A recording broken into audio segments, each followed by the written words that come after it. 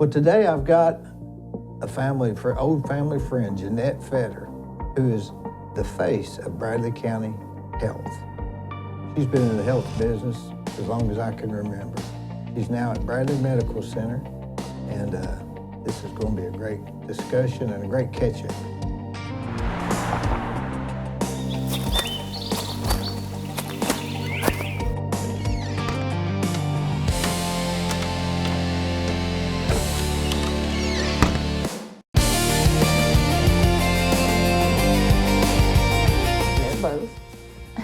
We're still here, aren't we? We're still here.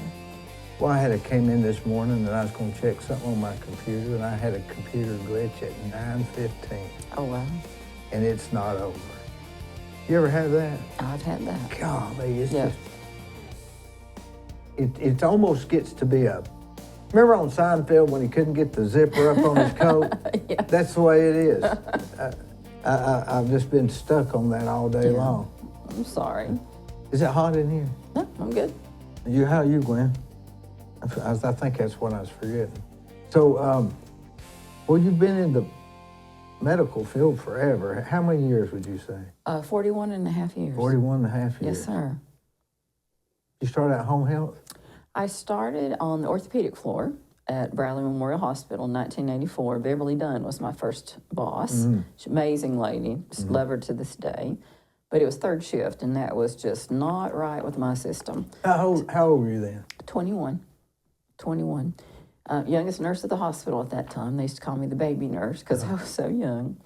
But I went to home health and hospice that was owned by the hospital at that time for 15 years. It was a day shift job. Did different management pieces there. And then in 2000, came back over to the hospital to do the quality and accreditation piece. And then, of course, in 2005, we were bought by a different company. And then this past year, we were bought by another company. So we've been working that hospital. I say I worked at that address 41 and a half years because it's had different names and three different owners at this point. Well, you were at Cleveland Community for a while, weren't you, or were you? I was not. Oh, no. I was not. Now, were you from Bradley County? I was born in Waynesville, North Carolina, but we moved here when I was very young. So I was raised here, went to Hopewell School, went to Bradley High School, did all of my nursing education at Cleveland State Community What was your College. maiden name? Norris. Norris. Which Norris is that? It's not any that you would know. It's the Norris family from North Not Carolina. the record company. No. People always thought Yeah. that. Now, my dad did own a gas station down South Lee Highway. It was called Daryl's Texaco. Where was that at? It was almost exactly across the street from the Dairy Queen Cream. It's just a regular convenience store gas station. Yeah, wasn't that Tom's Texaco for a while, and now... it was Daryl's Texaco. Daryl's Texaco. And that was my daddy's, yeah. Did you ever work there? No. Not behind the... My first job, I was 15. I worked for KFC, and I worked for Juanita and Luther England for a year. Oh, yeah, John England. John England's parents. He's still around. Mm-hmm. And then I worked from 16 to 21 at Cracker Barrel. I put myself through nursing school working there. I was Employee of the Year when I was 19 Is that at right? Cracker Barrel. Yeah. Those were the good days of Cracker Barrel, wasn't it? It Well, was. it was packed, wasn't it? It was packed, yeah. Where were they at first? Do you remember? They were more, you knew when you turn on West Side and there's a hotel right there. That's right. They were at right the front. where it was. Yeah. Yeah. Yeah. I remember that. I was going to ask you something. At Home Health, wasn't that owned for a while by Bain? No, that was a different one. Okay, that's That was different. a different one, yeah. This one was owned by Bradley Memorial Hospital. Larry Ingram started it. And then his sister, Carolyn Marr, was the director.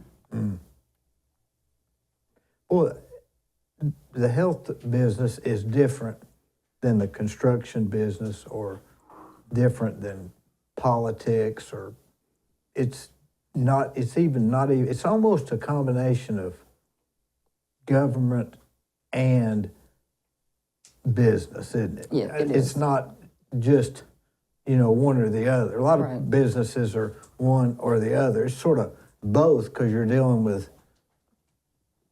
I guess a lot of federal agencies or something like that, or state, Right. who knows. That's part of what I do. So We are governed by the state of Tennessee, but we're also governed by national bodies because of Medicare and Medicaid services.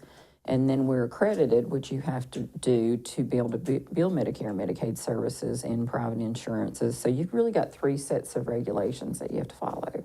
Yeah. And sometimes they're the same, and sometimes one's more strict than the other, and you always have to follow the most strict. You know, I built a lot of buildings that had federal funding and state funding. And you could get in a situation where you got to watch the federal rules, state rules, the handicap rules, the city rules, the homeowner association rules, Right. and the Bradley County rules. Right. And there's always, sometimes they'll overlap in my business, which one's more critical. Or like subdivision setbacks and deed restriction. You can mess a bunch of stuff up. Yeah. And no one really supersedes. It usually goes to the stricter one. Whichever one's the strictest, that's right. Boy.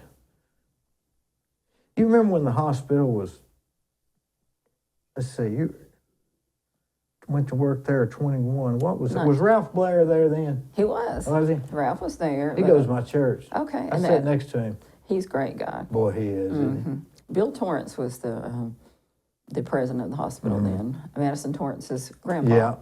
Grandfather? Yep. Okay. Who was Madison's dad? Oh my gosh! Now I'm not gonna be able to remember his name. He was the Madison's Whitewater guy, maybe? He started a Koi Outdoors, Yeah, and with- he worked at the bank. With John Tom. Yeah, You know John Tom? I know that name. Yes. Or JT? Yeah, know that name. Boy, it's small. When you live in a small town, you're just... You couldn't Yeah, get get away with couldn't get anything. away Everybody's with going to it. tell your You mama. can't. So that's what it's going to be. You know, I remember Tamla worked over there in the pharmacy department. And I used to have to pick her up in the basement. That was when the pharmacy was in the basement. Yeah. It still is in the basement. It's just in a different area of the basement. Yeah. Or maybe they'd moved it or something like that. Yeah. But I always felt comfortable at that hospital, you know? It just seemed comfortable. Did you like nursing better than, I mean, would you ever like to just go back to just working on the floor as a nurse third shift?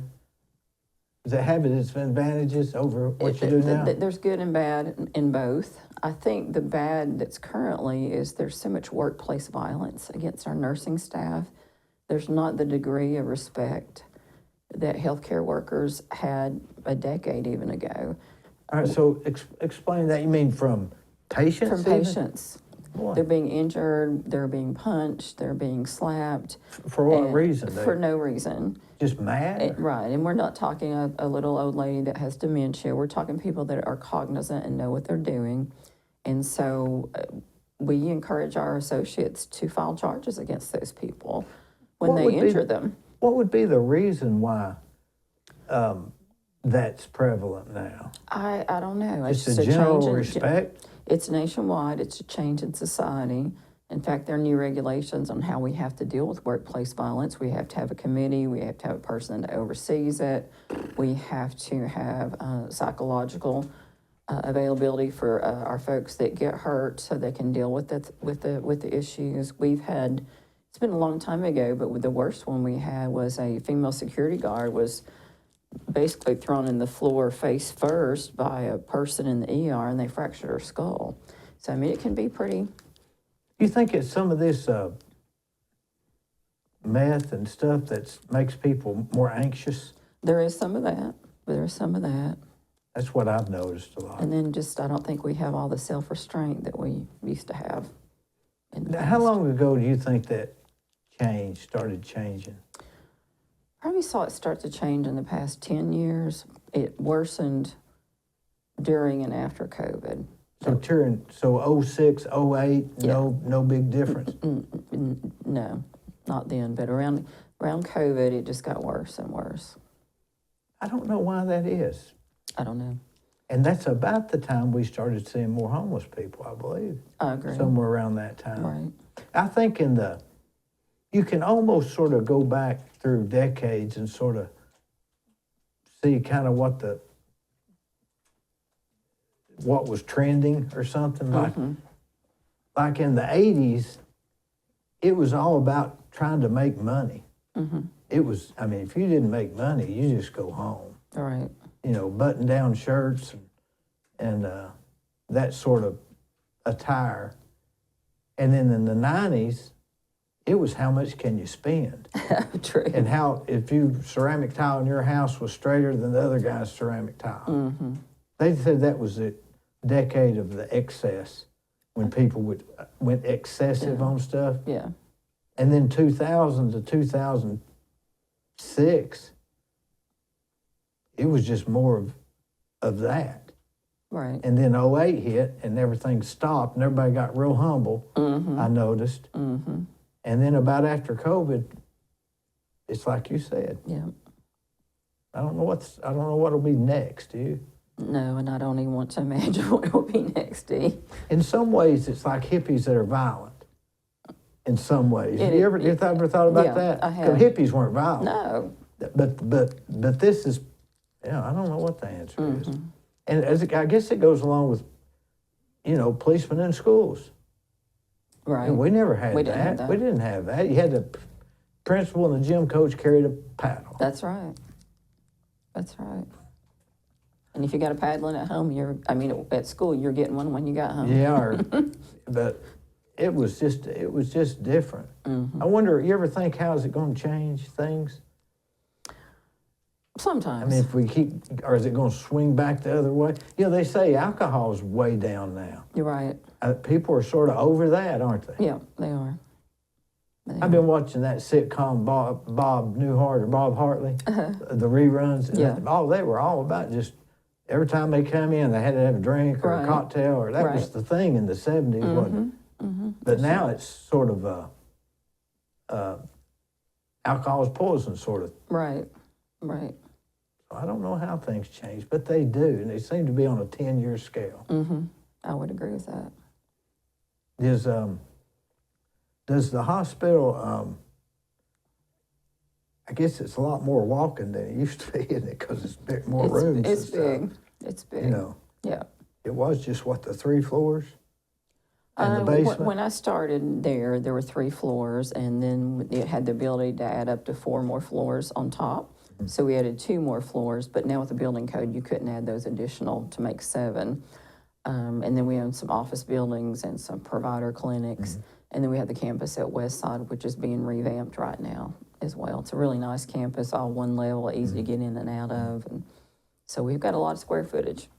So you've never left that location? Nope. Now, I've had job offers from some. But you've been there in other words, is it like Groundhog Day? No, it's different every single day. I never know what's going to happen, and that's kind of fun with my job. It can be frustrating too, but I could be working on reports and think it's going to be an easy day, and the state may come in and say, we've got something, we're going to inspect you on this today, and I just got to get up and go with that. So it's a little bit different every day. The first day you walked in there, do you remember when you applied for the job or the interview? Did you have an interview or what? I did. I interviewed with Eunice McGee, and that's back when everybody still wore white hats and white uniforms, and you could smoke at the desk. And and so I interviewed there.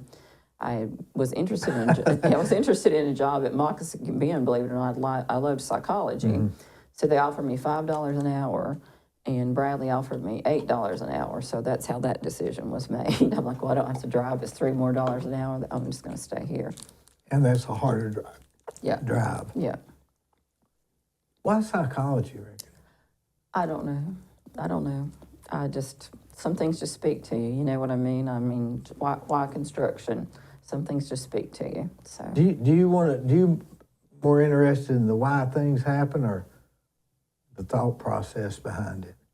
Yeah, the why. What were people thinking? What made them the way they are, and what makes them tick? Those sorts of things. And I think we all can apply that in our day-to-day work, regardless of what our actual position is. Well, the reason people do stuff is different, isn't it? I mean, It sure is.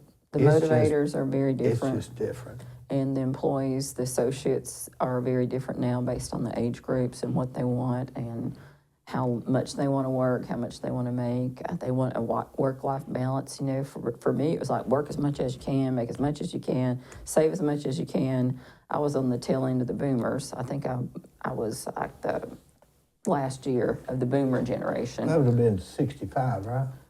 I was 63, so I may have been a couple of Yeah. years in, but that's just what you were taught, and that's what you did. So. Now, why was that? Because I was in that. It was you. I mean, you worked after school. Yep. You worked evenings. Yep. Saturday. Where do you work Saturday? What time do you get off Saturday? So I worked at KFC 2 days a week. They would only let me work like 8 days, Because you was 8 hours, 15. because I was 15. I worked at the chalet that way. But when I was 16, I worked virtually full-time hours. I was making $500 a week at 16 with tips. But I think because our parents were post-World War II, and that was when the economy was doing really well. People bought houses and cars and things, and that was just the focus, and it trickled on down to us. I think that's right. I think they were running scared. Yeah. And they made us run scared, is Yeah. what I thought. Yeah. Because fear always was why I worked. Right. I didn't want to be dependent on somebody's truck or somebody's car or ride home or baseball uniforms or that sort of thing. Yeah. But all that ended sometime in, I don't know why. I don't know which is better. I mean, I don't know. I'd feel guilty not working, do you? Oh, yeah, I struggle with it. I go on vacation, and the first 2 days I struggle with not having anything to do. You work Saturdays too, or you ever take off Saturdays? My office is closed Saturday and Sunday, but we're always working. We get phone calls and emails and things that happen at the hospital, and we're never really off. But that's okay. So when you went to work there working third shift, then about how long was that before you moved? Would you just move to a first shift job and then? I worked 15 months at that job, and I loved the job. People got better. I had a great boss, but I just could not do the third shift. Couldn't sleep, couldn't eat. And my dad worked. He worked at Bendix after he sold his gas station. Then he worked part-time for George Bean in the morning because he loved the gas station business. And he met Larry Ingram and Lynn Dunlap, and they were going to get gas from him every morning or first of a week because they were going up to, I think it was Belmont, to get their degrees. So he told them about me, and then Larry said, well, I think I've got a job for her. And so he was running Home Health and Hospice, and that's how I went over there. But it was still run by the hospital? Still run by the hospital then, yep. And was hospice at that time the end-of-life care? Yes. That Sure was was. sad, wasn't it? It was. Can you stay in that type of work long, or does that work on you mentally? It depends. I think I always say the people that do that work, either they love it or they hate it. You're either totally made for it or you're not. And that bubbles up pretty quickly. So the people that really love it are able to do it because they know that they are working with those people to help their lives and to help be a blessing in their life. It's a really wonderful business. And they help the families. And then after they pass away, they'll follow the families with counseling and follow-up for up to 18 months. So it is a really, really good benefit. It's not something I could have done all the time. It would have weighed on my mind a lot. But for others that can do it, they're just basically angels in my book. They do a really good job. I would see that job as like a policeman's job, just always hearing the bad news, the bad news, the bad news. Right. Or an EMT or something, or a funeral director. You know, that'd have to work on you mentally. Yeah. Even if you were strong after a while. Because every patient you know is going to pass away. Yeah. Yeah. And you got to try to explain to them there's a hereafter. You know. And Right. It includes pastoral services if they want those services. So. Yeah. So after that, you go back into nursing? So when I went into that, they made me an admissions nurse, and then they made me a manager. I was over the... What's admissions nurse? What's different? That was, our nurses all had a component of patients. They had somebody they'd see every day, and they were assigned to them routinely. But I didn't have my own component of patients. I would go and register you and fill out all your paperwork and start your care plan and see all the things that we needed to do for you. And at that time, we did it on paper. It was like 25 pages of paper you had to write. So from there, they moved me to doing kind of what I do now, over the accreditation, the regulatory pieces. And then I was a supervisor of the certified nurses' aides. And at that time, home healths were paid by the visit. So it was really booming. And so we had, at that point, 65 certified nurses' aides that went out and gave people baths, helped them with their home, and things like that. That did shrink when that methodology changed for payment, because the payments were made based on a diagnosis rather than by visit. And it was because some organizations abused that. Our organization did not. We were run like a tight ship, buddy. And but that changed the dynamic of that. So that went down from about 65 people to about 20. And that's how it changed that process. And those were for CNAs? Yes, sir. Well, that's a big job. That's a big job, and as important as any of them, isn't it? Oh, yeah, and our patients, we could tell them that we're reducing the nursing visits. They didn't mind, but if we were reducing those CNA visits, the people that bathed them and got everything cleaned up, they were really upset because they had a really close relationship with them, super close. They took the dog out and let the cat in, Yeah, and that's the stuff that was more important, immediate. Right.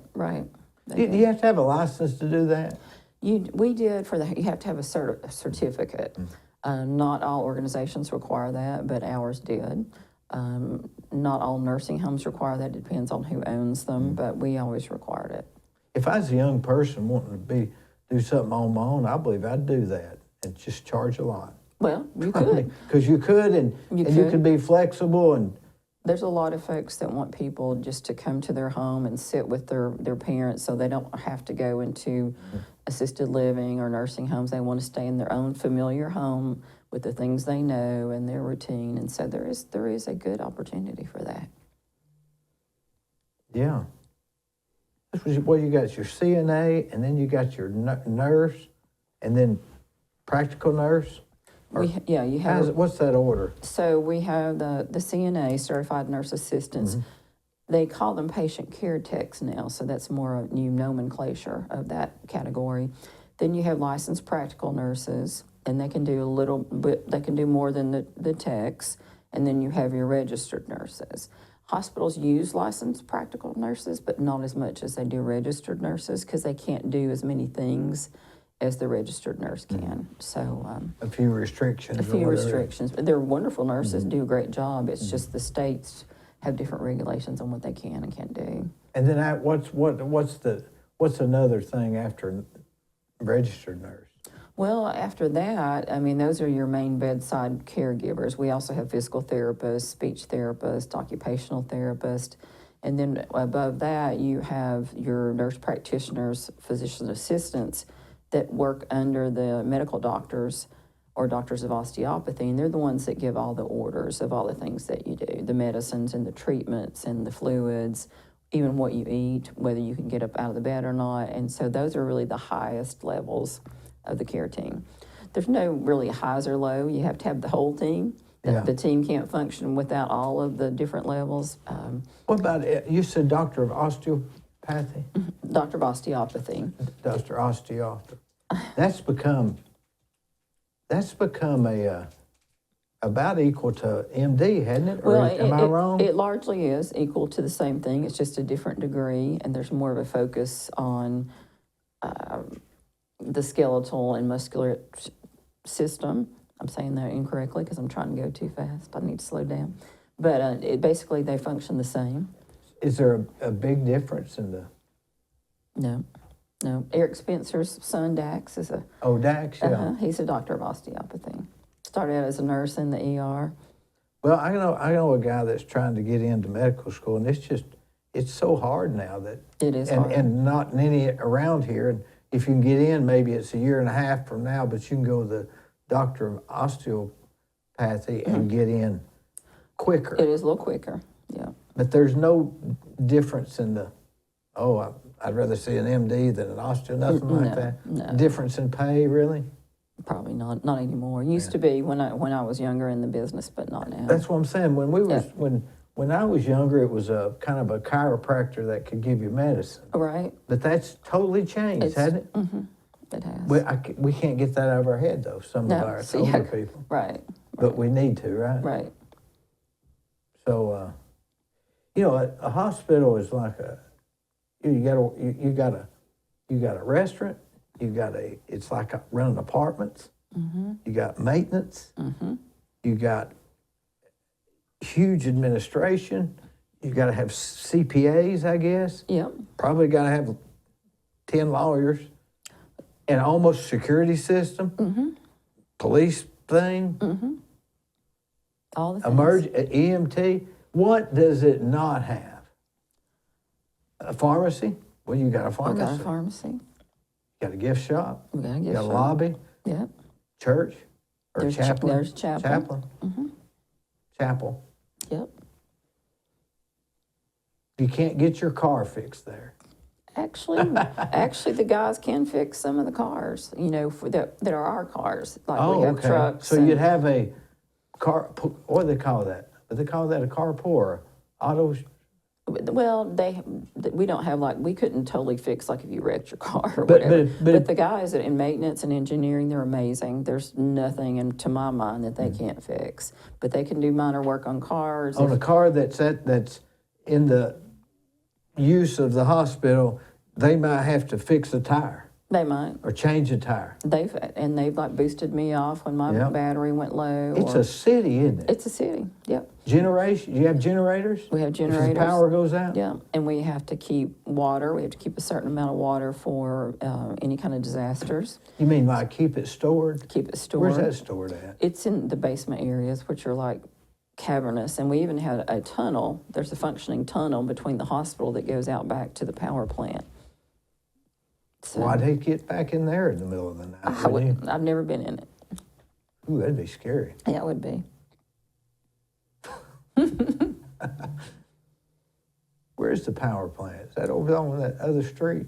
No, it's if you pull in the back of the hospital, the back, where you said you used to pick up Yeah, Tamala, yeah. and home health buildings right here. There's the buildings for it are just past that, on that same side. Yeah, what does it not have? You got groundskeeping? We do. You have You've got electricians, you've got plumbers, so you have electricians on staff? yeah, those are our maintenance guys. They're electricians, they're plumbers, they're painters. Heat and air? Heat and air. Oh, people clean the rooms. Right. They're our best infection preventionist. I used to go to school with a guy at Bradley, and he would leave every day and go to work at Bradley Memorial. And he, custodian, I guess, he cleaned bedpans. And I can't remember his name. I want to say it was Robert Ruth or something like that, but I can't remember him. I know him, know him if I saw him, but I just can't think of his name. Yeah. Remember Paul Crenshaw? Oh, love Paul Crenshaw.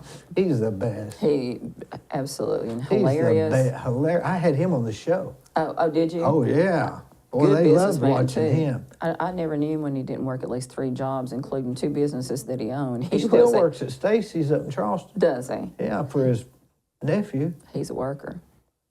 Good man. Yeah, he was on that show Wild River. Oh, was he? Oh yeah, he was the guy at the gas pump. Okay. And we had it, Alan Jones had it made, a poster made with him, because in that movie, he had Bruce Dern, the guy that was on all the... I kind of forgotten about all that. Yeah, he was on the... Bruce Dern was on all the... He was always the bad cowboy, like on John Wayne. But he was on that movie, along with that other guy, I can't think of his name. But he was a big star at the time. So we had a picture made of Paul at the gas pump and Bruce Dern in the picture. It was really neat.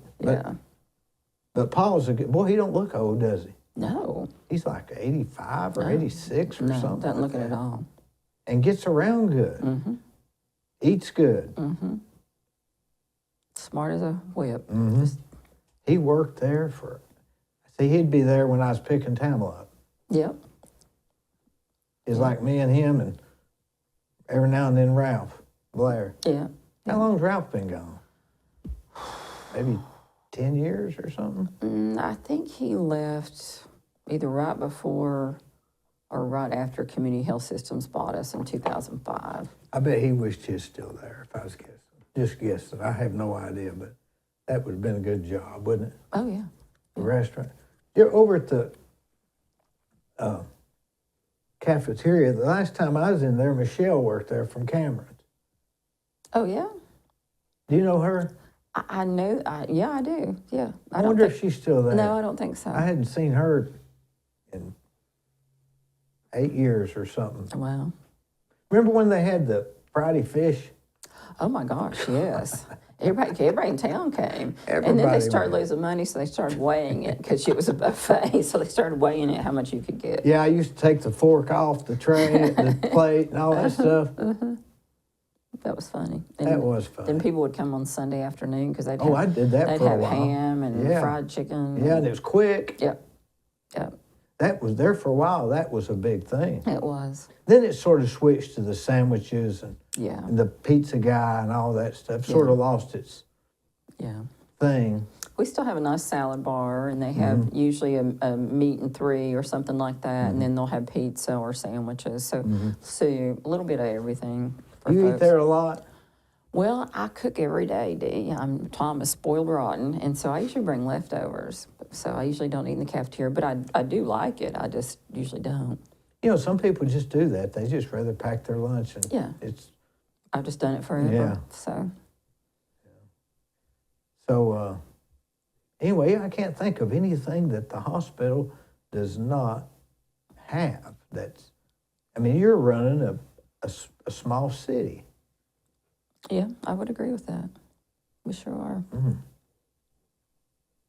So, what exactly is your job title? So I'm vice president and chief quality officer, and so that involves a lot of different things.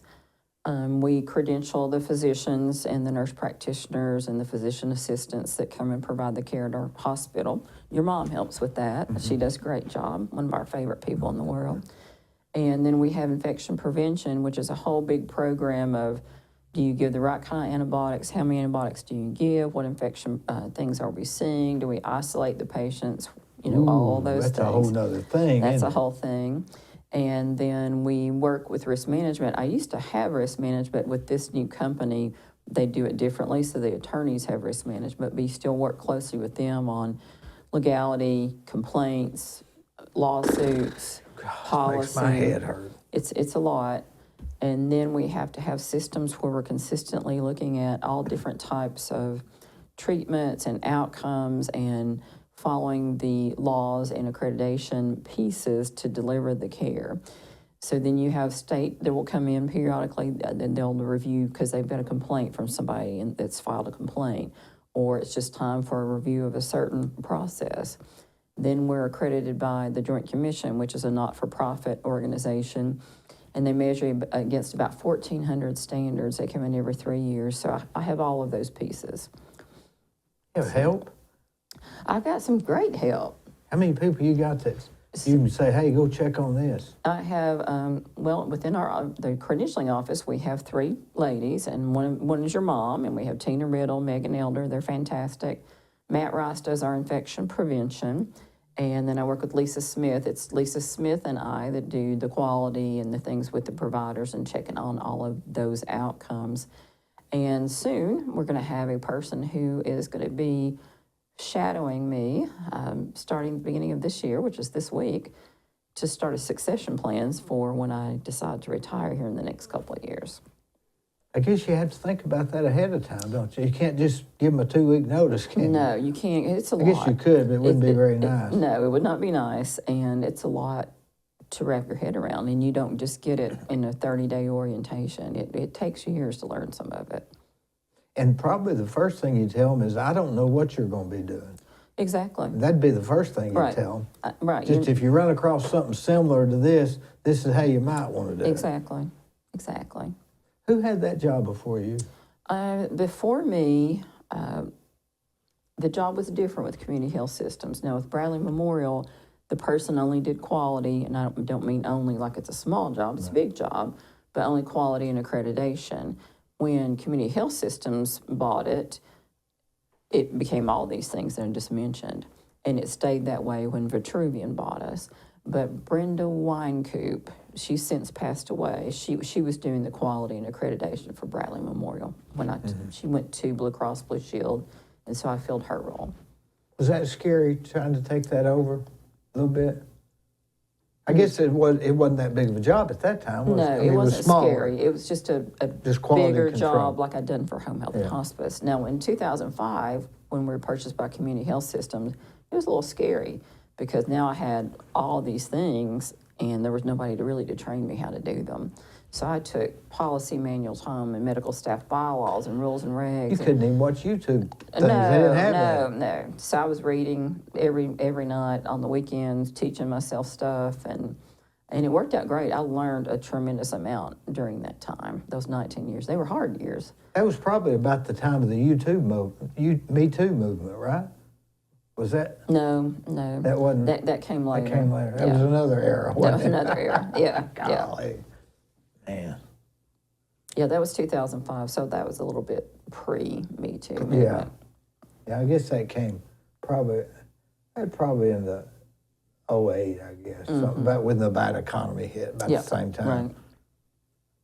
You know, thinking about that, did you ever see that movie where they had that big disease came to that town and they had to put people in these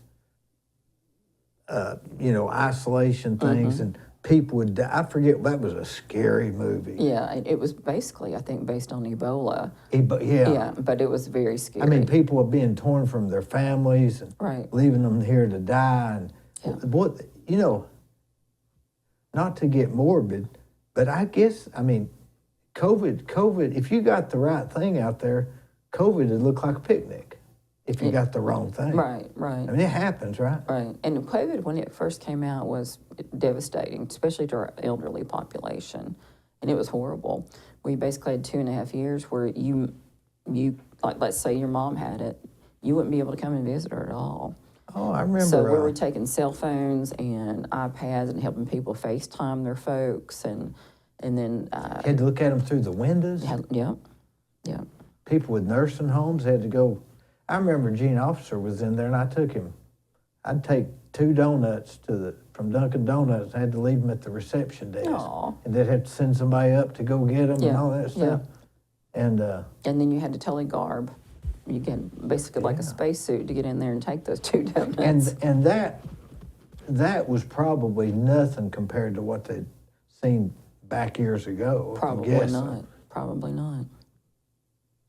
But we worked out a lot. What would trigger? Hey, we need to look at. Do you get any notices from the World Health Organization or anything that says, "Hey, we seen this and we're not sure, but keep an eye out"? Yeah, we get a lot. We get weekly notices from the CDC. Like, give me a. Well, we every fall they'll tell us what the prevailing flu strains are going to be because it tends to come from Asia to here. It's always done it that way. So whatever they're having in Asia, the flu they're experiencing and what it's causing will migrate to here. Yes. I know why that is. And some of it's travel patterns. Some Not of it, wind. I don't know, but they will let us know, and then that's how they'll develop the flu vaccines that we will take and, So or give. who develops them? The CDC. And so they'll say, "Here's the new." I got my shot Friday. Got my flu. Reckon that's too late. It's a little late. It's a little late. Yeah. Well, I was sick. I felt like I was before New Year's. Mm-hmm. I went to Dr. Smith. Boy, he'll get rid of it. Yeah. I Usually mean, October 1st is when we start yeah. vaccinating. Well, they asked me, and I said, no, I thought this is first year I won't get it. That's first year I hadn't gotten it in 10 years. Oh, wow. And I started to get the flu, and I thought, well, I better get the flu shot. Because they say it's not the same as all that stuff. But I just know when I take the flu shot, I generally don't get the flu. Right. Or if you do, you usually get a mild It's a 4-day thing, not Yeah. a 10-day thing. Right. That's a big difference when you're sick like that. It is. Well, over at Dr. Smith's office, I went for the follow-up Friday. It was so packed. Yeah. I mean, it was. December, January is a very busy time in the healthcare world because people have flu, they have pneumonia. you have all the holidays where everybody's combined, the young people with the elderly, and people get really, really sick. And it's a very, very busy time for all the offices, the ERs, the hospitals. That's probably our most full time is in December, January. Because, just a little bit sicker, and I'd have felt like I was in emergency. Right. Because, right. I didn't feel good. Right. And if your fever gets high enough and all those things, so. Yeah, and you don't know how far it's going to go. But they couldn't hardly park them all over there. It was just, it's packed, just running in. He came in, he said, Dee, I know you don't want to talk long, and I don't either. I'm just going to tell you what you need. He was in and out for you, because he's just busy. Right. It was already 5 o'clock. Wow. So, we could have a major outbreak of something, couldn't we? Oh, I'm sure we'll have it again. I don't know if we'll see it. I wonder when I know we had COVID, but before that, what was it? Was it like the Black Plague or? Well, there was, when I was a little girl, like in 2nd or 3rd grade, there was Asian flu. Swine flu? Swine flu when Mackenzie and my daughter was younger, but Asian flu when I was like in grammar school. So it's... Well, which one? I remember being scared to death that I was going to die unless I got the swine flu shot. I got it. It wasn't nothing like COVID, was it? No. Was that just, wonder what that was, blown out of proportion or just got caught early or nothing? Any of the above? Yeah, we got it. I got it. Yeah, too. because... But nobody that, my cousins didn't get it. Yeah, most of the hospital workers will do that because they want to still be able to take care of everybody. So even if they say it's a little risky, most of the folks are willing to take that risk because our jobs it's a mission for us. It's not just work. You know what I mean? So that is true. Yeah. That is, it's the same thing with these EMT guys. Yeah.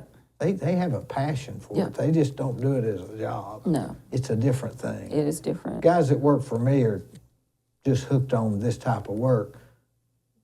But they can probably do without it. But your people feel like they feel somehow obligated, don't they? Yeah. Like their God-given responsibility or something. Yeah. Why is that?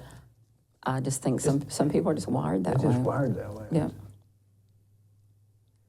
But it's a beautiful thing to see. Yeah. Yeah, you got to have them. Yeah. Seeing compassion. Like that movie, care. Patches. Remember that movie? Yeah, that was good. Are you a big movie watcher?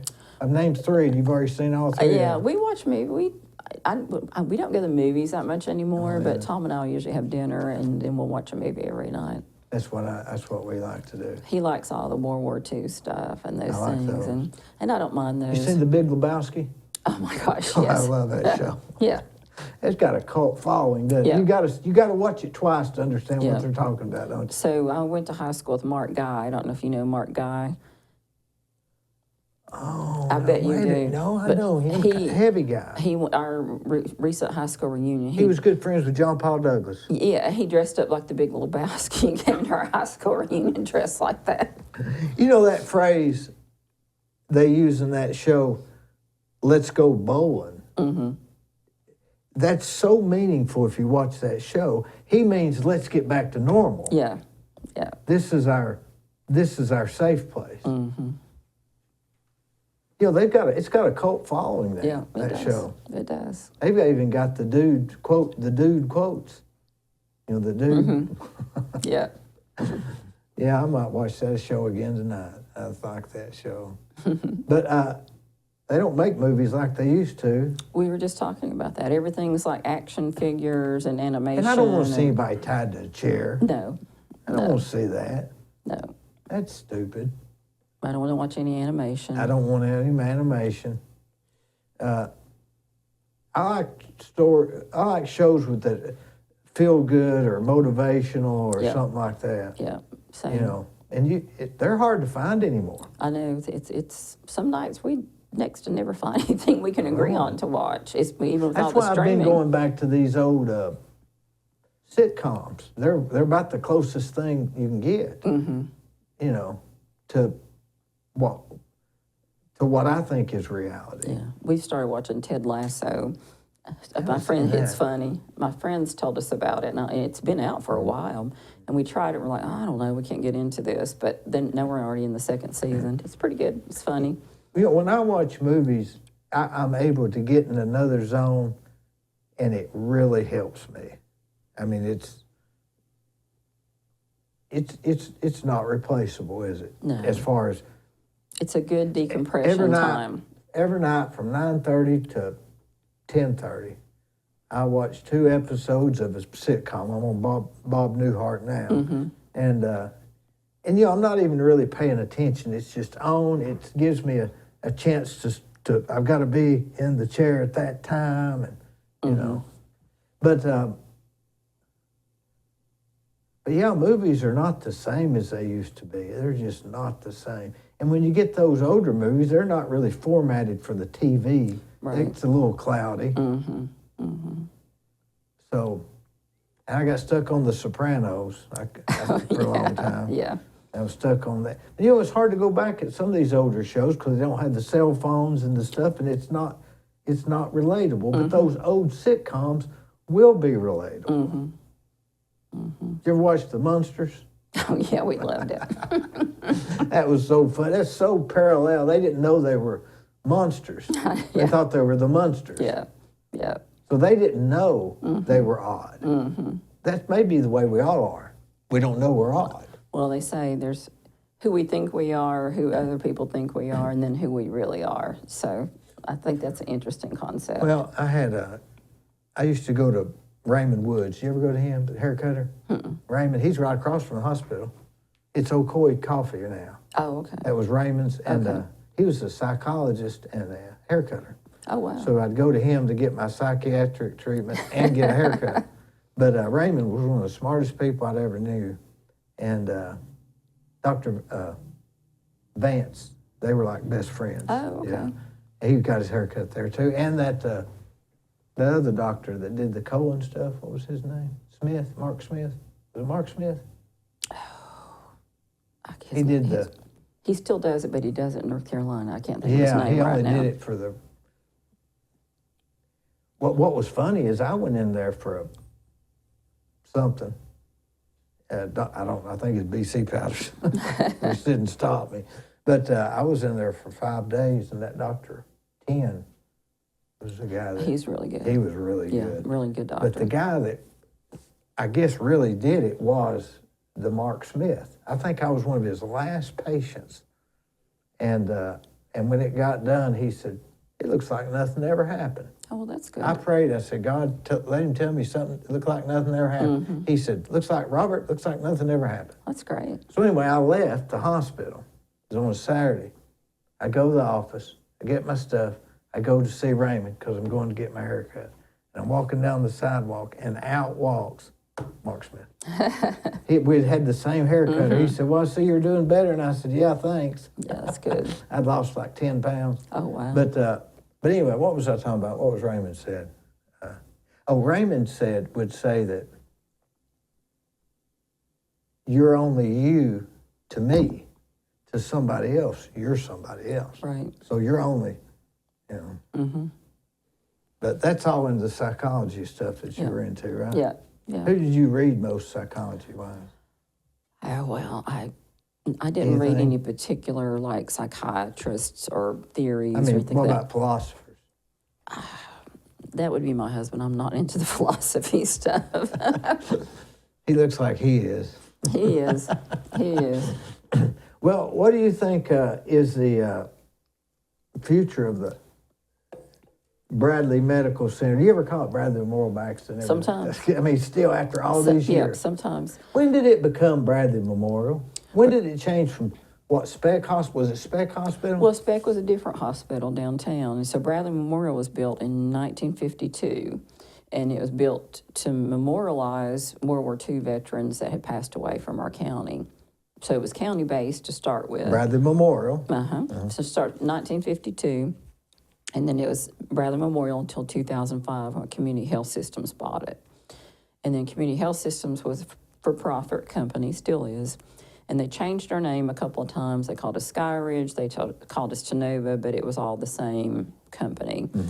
And so now bought by Vitruvian last August a little over a year ago, and they're not for profit as well. Now, all companies want to make profit. It's just kind of a tax designation. So the for-profits their profits go back into their shareholders, which that's fine. People invest and they want to make their monies, but it's not as aggressively put back into the community, into the hospitals, into the employees that work there, like a not-for-profit. Yeah, you got it. They got it. In other words, nonprofits got to spend it back in the hospital, Right. back in the grounds or the auto or the mammograms or the heart machines or a new building or something.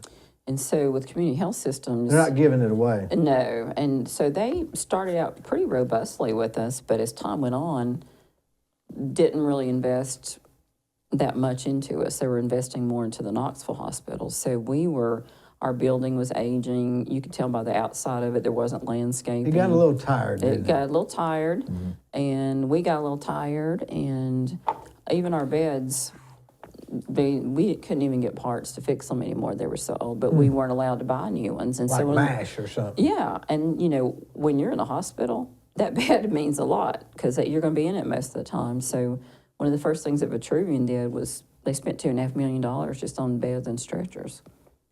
And then they started. And in the medical business, it don't take much to spend $2 million, probably, does it? Oh, That's no. a lot. No. Screws probably.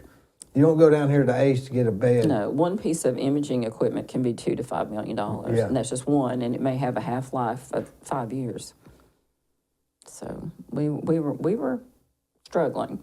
So they really have infused a lot into our hospital and our community already, and I'm very excited about it. I was about to retire, and Lisa Lovelace talked to me, and she said, "Please don't. Here's what's happening. You're a big part of our plan." And she said, "I hope you're excited about it." I said, "Well, I'm cautiously optimistic because I've been through a lot, but it's been wonderful." She's it's added been an great. energy there that's noticeable, hasn't she? Yes, absolutely. And the company. Where do you think that comes from? Well, it's part of her passion. I mean, she. Or is it a personality? It's both. You've got to have the right leader, just like the leader of your country, and it's part passion and personality for them. But also the companies that you work for, the values they have and what they instill in their leaders and their associates, it means everything. You think it starts from the top down? Absolutely. I mean, so in other words, what she's doing and feeling is even pushed from the up above too. Right. Jeff Myers, it's Yeah. over all of Vitruvian. He great man and really cares about folks. And I wonder if he's related to any of the Myers here. No, I think he's originally from California. But I never saw the president of Community Health Systems in our hospital in 19 years. Jeff's there all the time. I wonder how it was limping along. Just to be honest with you. Just to be truly honest with you, how in the world were they doing? I mean, they were calling it turnover and Scott. Yeah. Well, I'll be honest. 21 wonderful years with Bradley Memorial. I call it 19 interesting years with Community Health System. And I learned a lot from that company, and I'll be forever grateful for that.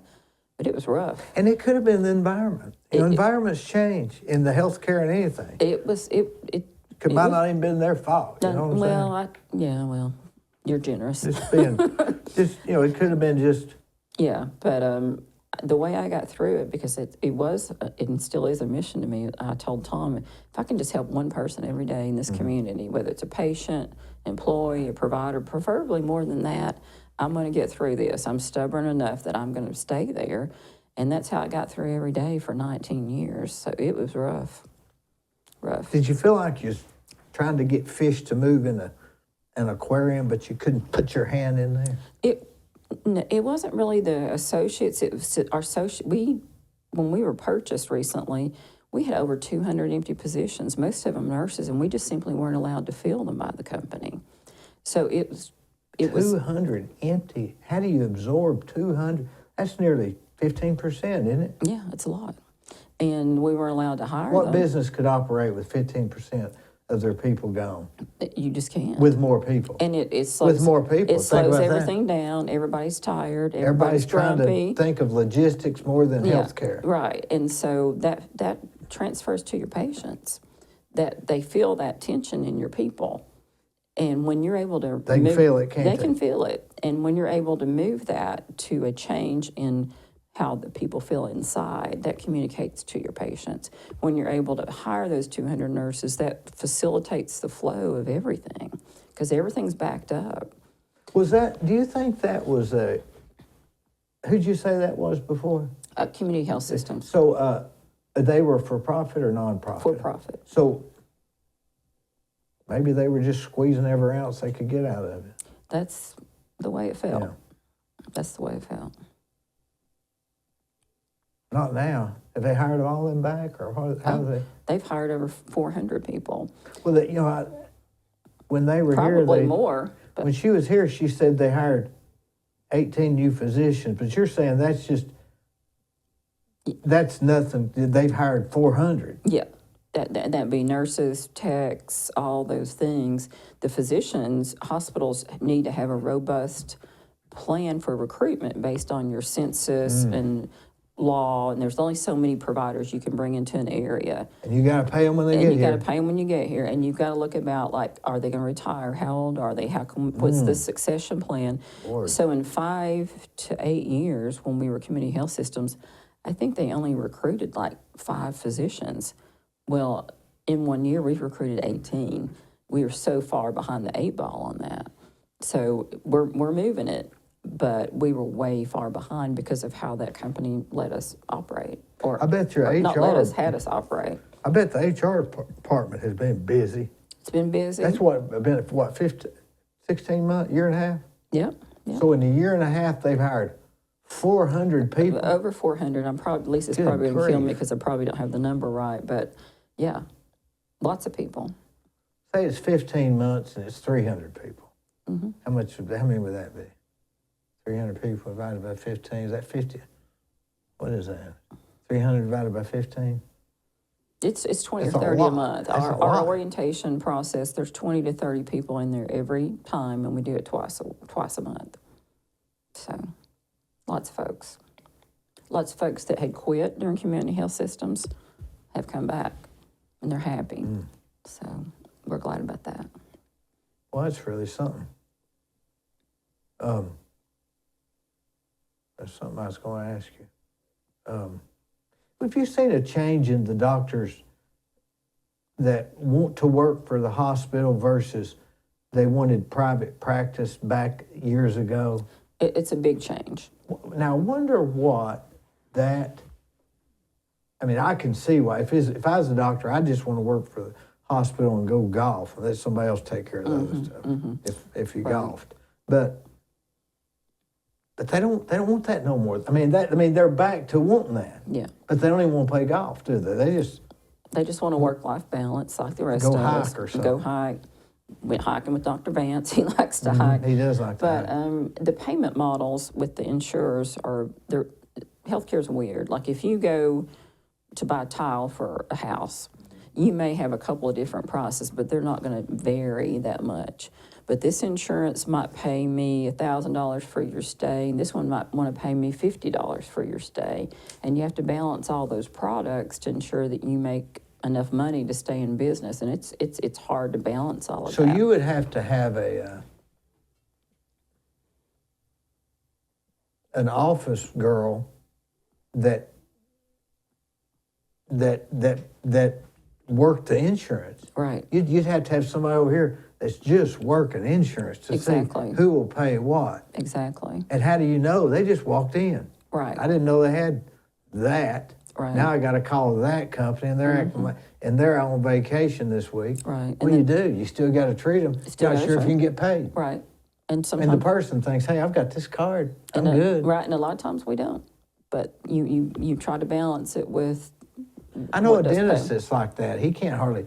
He'll take some people and they'll have an insurance card and he don't even have time to call and find out. They're there with a toothache. It's an odd business because some of the products will pay you 50 cents on the dollar of what it actually costs you to provide the care. And you don't know that.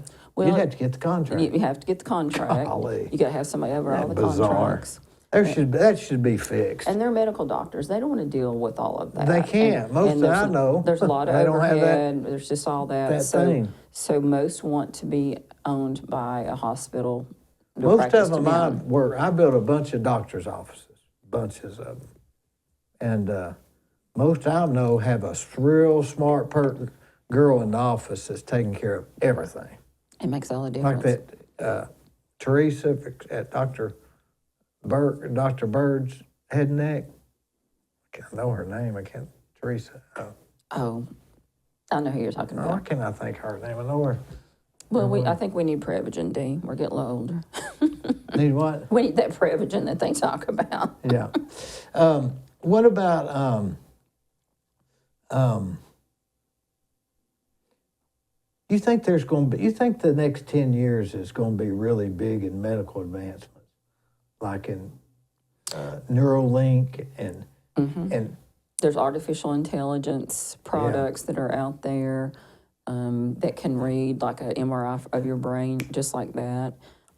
But a provider has to read off of it and agree with it and sign off on it. But there's things that are really going to facilitate, make things a lot faster. Surgeries have changed phenomenally since I first started. Like when I started, if you had a hip operation, you were in the hospital for 2 weeks. Now you have it and you just go home the same day. yeah, then you're in there for 2 weeks if you don't get pneumonia. Right. Now you're back the next day. Yeah, and everything is a lot less invasive. Wonder why that is. They're just new. It's almost more technology on the physical work and the Neuralink. Yeah. And sort of the same in the middle. Yeah. That makes sense. Yeah, like if you have pneumonia, what have you, you're going to have kind of the same treatments. Yeah. You're going to get oxygen, you're going to get antibiotics, you've got to have rest and fluids. But if you're having a surgery or there's diagnostic things, it's much, much faster and it's advancing very, very quickly. How do you keep up with those things? See, to me, I think, well, am I in the hospital for this? And they could fix it, but they're not aware of this guy in Maryland that's just found this new thing. How's it going to get to me? Right.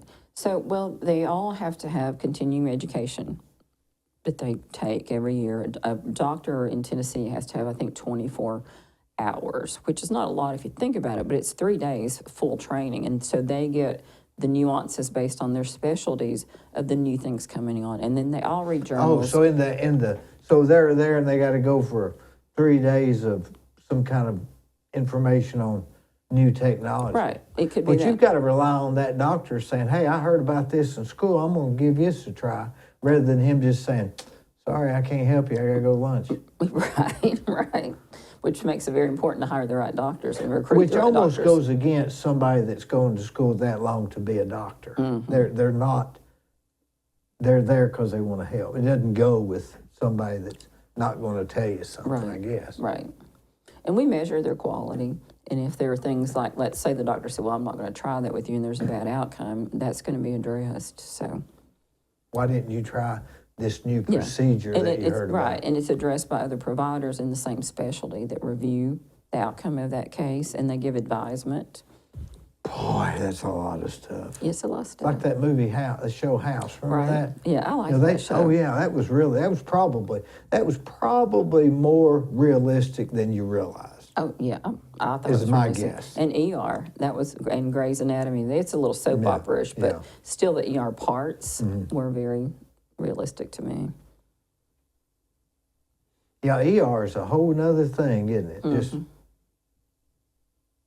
how do you solve that issue? Have you seen a big change in that? Absolutely. So we were way below on how many nurses and things we had. And when Lisa was talking to me, she said, the first thing we've got to work on is patient satisfaction and the ER times. And part of that was we just didn't have the staff, to keep that up. So at that time, our admission time, like if you came in the door, D, and you were going to be admitted upstairs, it was averaging 700 or 800 minutes before you did that. So if you count that down, that's about 10 hours or more. And so we started working on that process. We had a floor upstairs that was closed because we didn't have staff for it or beds. So we renovated that, added 10 more beds up there and hired all the Had to staff get for that. permits and all that stuff. And had all the staff Deal with a for that. contractor besides me, which took forever. And so we started working on the times and we started working with our nurses and we changed all kinds of things about labs and imaging and all that and our times. And there's always the one-off. Somebody says I had to wait a long time, but The most acute, most emergent are going to be treated the fastest. But we took that time from 700 to 800 minutes to, we're running around 250 to 300 minutes now. And the national average on that for a hospital our size is 250 minutes. So we're right there. Before they get into a room, but isn't that And that's room, that's a room upstairs. Yeah, so you're in a room. You're in a room. You're in a room. Right. You're being. To me, that's a little. The other measurement, treat to street, they call it. You walk in the door and you're going to go back home. The national average for our hospital our size is about 205 minutes. We were running 300 or 400 minutes. And we cut that down to averaging between 150 to 190 now, which puts us below actually the national average. Somebody's going to have an experience that was not going to be exactly that. That's the nature of the beast. It's going to be because of what's wrong with them, what kind of tests they have, what they need to have done. To me, that's not a. That's so up for debate on what the thing would be. I mean, you could go in at, on a Sunday morning, it might be different than a Friday night just because it's a different night. Absolutely. That wouldn't be, to me, if you've gone back there and the doctor's seen you and they're running tests, you've been treated. Yeah. It's not when they finally admitted me into the room that's got that leg thing that's specific to my thing. Mm-hmm. You're under care. Right. Now sitting in the lobby, that's a different story. That's what I think it should be. Yeah, and sitting in the lobby, when you come in, they'll talk to you at the front desk and see what your symptoms are, certain things. There's certain things that if you tell them that you have, you're going to go straight back. You're not going to wait at all because they're serious. Well, like if you had chest pain. That may be true now, but probably 2 years, and I went there with a friend of mine, and he did sit there a while with what he thought was a massive heart attack. Mm-hmm. They came out and checked, but that was before y'all took over or this new thing. Yeah. They just didn't have the help then, I guess. No. Just didn't have we the did help. Not. Every business knows what that's like. Yeah. But you're saying that's changing? It's changed significantly, and we are still working on it. We want it to be even better than it is, but all of those numbers have been cut by more than half, every single one of them. I guess you get probably calls at home, people saying, hey, that you hadn't talked to in maybe 3 years that know you work there, that think you can help them. All the time, I bet that is. All the time. I bet that's worse than a roofer with water leaks. It's all the time. How do you handle that? Well, you handle it. You can help. You try to help if you can. What would you do? Will you just listen to them? If anything sounds odd, you try to help. But if it sounds normal, you try to. If it sounds normal, I'll explain to them the process, and that usually calms most people down. If it sounds odd, we have the administrative house supervisors. Those are nurses that kind of place people in their beds and take care of all the things 24/7. I'll call them and ask what's going on. I'm like, are we backed up in the ER? Do we not have beds upstairs? What's happening? And they'll let me know. So then if I can navigate that and maybe get some more staff in if we need them, maybe somebody's got sick and whatever, and navigate it that way. To me, that would be the worst part of your job. It doesn't bother me. No. And if it's a phone number I don't recognize, I'm not going to pick it up anyway. It's just somebody from Germany or not Germany, but Switzerland. Potential spam. Let me ask you this. So what was it before Bradley Moore? Was it Speck Hospital? Was that all we had here? We had Speck that was downtown, and then there was another one I can't remember. Now, where was the Speck Hospital? Was that in Bill Brown's office? Yeah, I believe so. It was on Edmund Street, right there. They called it the old Speck Hospital. Yeah. And was that when George McCoy's dad didn't he keep some patients, or was that he was just a doctor? That's kind of... So what was it before Speck Hospital? Well, there was one called Speck, but there was another one. There were two, and I can't remember the other one's name for some reason. Wonder where it was at. That would have had to been what year? Oh, that would have been in the 30s and 40s. So 1952, but prior to that, it was Speck Hospital and something? Yes, it was. Well, I'd like to know the history of that, wouldn't you? Yeah, now, see, you like the history. That's your thing, right? Well, not really, but I like the mystery, not the history. Oh, I get it. Okay. I get that. But yeah, I wonder what that would be like. So what do you think is next for the... I just saw the gastroenterologist that you were talking about. It was Mark Clark. That's who it was. Mark Clark. It wasn't us get Smith. That's right, it was Mark Clark. I'm glad you thought of that. Mark Clark. Mm-hmm. Boy, he was a nice guy, wasn't he? Yes, he was. I mean, he was one of the best. He was great. He was like, people sought him. Mm-hmm. I don't know how I got him, just luck, I think. But Dr. Ten, I'm not sure what he did, but I remember he was there. He's one of the hospitalists. So hospitalists are like your family medicine, internal medicine doctors that you would go to see in the offices. And in the years past, they would admit you and take care of you and come and visit you and round on you. And most hospitals went, and this has been more than 20, 25 years ago, the providers didn't want to do that anymore. And most hospitals hired a group. You have to contract with them, actually, and they see all the patients. So if Dr. D wants to defer and have Dr. Fetter admit all his patients, I admit all of them for you. I take care of them while they're there at the hospital, and then you get communications afterwards about what the treatment was, what medicines they went home on, all those things. Oh, I don't know how to keep up with all this stuff. Man. It's a lot.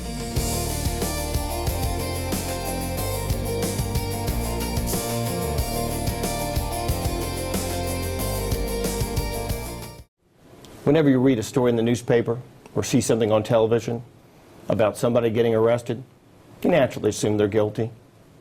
Unless the story's about you or someone you love, then you'll think differently. And you'll want a lawyer who will defend you. My name's Scott Canavis.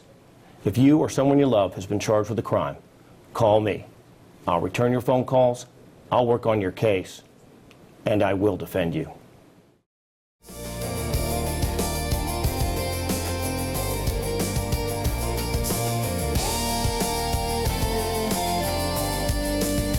How do you do it? You have a notepad what do you do? How do you keep up with all this stuff? I don't really write many notes. Most of it's just in my head, but I do keep my calendar has to be totally up to date. You ever stay there past 7 at night? Oh yeah. Oh yeah. That's all right. You think whatever business you was in, you'd be doing it that way? Yeah, I do. It's just your nature? Yeah. Was your mother like that or your father? Both. Yep. You just got it that way, didn't you? Yep. And my sisters are that way too. What do they do? My youngest sister is just retired. She's a chemical engineer. And my middle sister, she works in a respiratory therapy, durable medical equipment company. But she's worked in management at different businesses as well. So your whole family was educated and taught to work by them? Yep. Wonder what brought them from Waynesboro to here? My mom was from here. My dad lived in Waynesville. What was her maiden name? Pitts. Pitts. And she was homesick for her mama. So even though it wasn't that far away, so they moved back here. Wonder how they met. It's actually pretty cool. He was building the old Cleveland Mall, like where the Ball-Headed Bistro was and Inman Street Social. The Village Mall. Colonel Corn. Yes, he was working construction for that, and his cousin lived in a house behind where my mom and her mother and sister lived, and he met her that way. What are the odds? Yeah. What type of work was he doing? Concrete, probably. It was just general construction, yeah. Where is Waynesboro? Waynesville. It's close to Asheville, close to Biltmore. Yeah, it's up. You remember the Champion Paper Mill Company? Yeah. That's in Canton, and Waynesville's right there. And my grandfather worked in management at that Champion Paper Mill. My dad's dad. You're still from the South. I'm still from the South. At both ends, right? Right. But yeah, I wasn't born here, but I've been raised here. I've lived here most of my life. Well, your family's done well. No brothers? No brothers. No brothers. Wonder if it was hard for her to get him to come to Cleveland. I don't know. In a gas station. I don't know. Wonder how he got the gas station. Well, he had worked as a mechanic, loved cars, loved fast cars. He actually, this is kind of a funny story, he knew up in the hills, the moonshine runners, and one of them had asked him to run Shoot the moonshine car, for yeah. him, that river road, because he Yeah. was a speed demon. And so he was thinking about it because it was pretty good money. And then he asked the guy, he said, well, what happened to your other driver? And he said, well, he got killed. And he's like, okay, I'm not going to take that job. But he was always interested in cars. And so when they moved here first, he worked for Frank Calloway at his old SO station down on the old end of town. Yeah. And he Frank learned, Calloway. yeah, and then he learned more from him, and then he eventually opened up his own I think station. that was Ben Moore's uncle, maybe. Yeah, Yeah. they're related. Yeah. Yep. Well, Cleveland's a good place to be, isn't it? It is. It is. Do you feel honored to be at Bradley Medical Center since 41 and a half Yeah. years? I do feel honored. I feel honored that I've been able to be there to see all the changes, to help make some of those changes. But I'll say this time right now is the most exciting time of any time I've worked there, because it's just the opportunity to really, really make a big difference in our community, and that just means everything to me. You may have a hard time quitting. I think I'm going to, Dee. If Lisa stays pushing, Yeah. does she push She's or does she pace and lead? She paces and leads. She will push if you need it, but honestly, I think most of us would be so disappointed in ourselves if we didn't make her proud that she's not going to have to push us.